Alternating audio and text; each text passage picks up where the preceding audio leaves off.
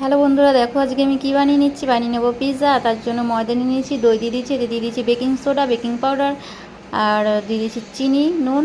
আর আমি মিশিয়ে রেখে দিয়েছিলাম 3 মিনিটের মতন। দেখো ফার্মেন্ট হয়ে গেছে এখন দইটা। এবার আমি মাখিয়ে নেবো একটু বাটার দিয়ে। মাখিয়ে নিয়ে নিয়েছি। এবার তেল একটু উপর দিয়ে দিয়ে, যাতে শক্ত না হয়ে যায় উপরটা, তেল একটু মাখিয়ে এবার আমি একটা প্লাস্টিকের কাগজ দিয়ে আমি এখন ঢাকা দিয়ে রেখে দেবো 3 ঘন্টার মতন।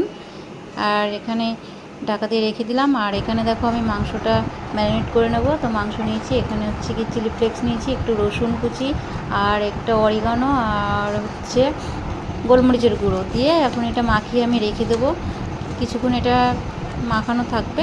এদিকে আমি বানিয়ে নেবো পিৎজা সস। আর এখন আমি বানিয়ে নেবো পিৎজা সস। তো তার জন্য আমি কড়াইতে দিয়ে দিয়েছি তেল, আর দিয়ে হচ্ছে রসুন কুচি,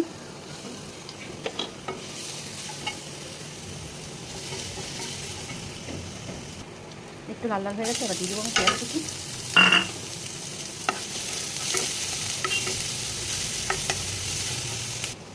আর একটু নরম এখন হয়ে গেছে। এখন আমি দিয়ে দেবো টমেটো।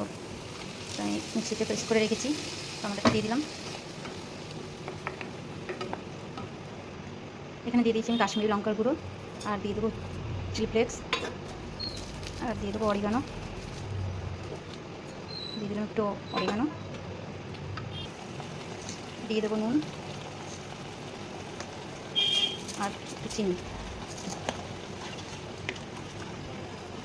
এটা একটু জলটা শুকাবে।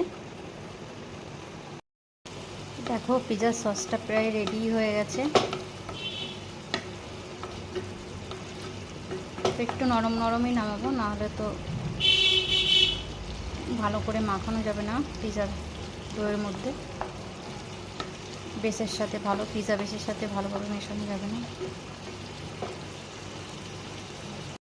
আর দেখো ম্যারিনেট করা চিকেনটা এখন আমি একটু ফ্রাই করে নিচ্ছি, হালকা লো ফ্লেমে একদম ফ্রাই করে নেবো এটা। দেখো কি সুন্দর হয়েছে। এবার আমি এটা হয়ে গেছে নামিয়ে নেব। আর এখন দেখো আমি এখানে এখন এই সব কিছু রেডি করে নিয়েছি। এখানে ক্যাপসিকাম রয়েছে, আর এইটা আমি এখন বের করে নিয়েছি, ঢাকা দেওয়া ছিল। দেখো কত সুন্দর হয়েছে। এটা আমি আরেকবার একটু মাখিয়ে নেব। দেখো এরকমই হতে হবে, তাহলে খুব ভালো হবে। তো আমি আবার একটু মাখিয়ে নিচ্ছি। মাখিয়ে নিয়ে আমি এবার বেলে নেবো। আমি হাত দিয়েই বেলে নিয়েছি আমার। এবারে দেখো এখন এটা আমি এখন রেডি করবো। দেখো এটা বেলে নিয়েছি, আর এটা কাঁটা চামচ দিয়ে ফুটো করে নিয়েছি, নাহলে ফুলে যাবে। আর এখানে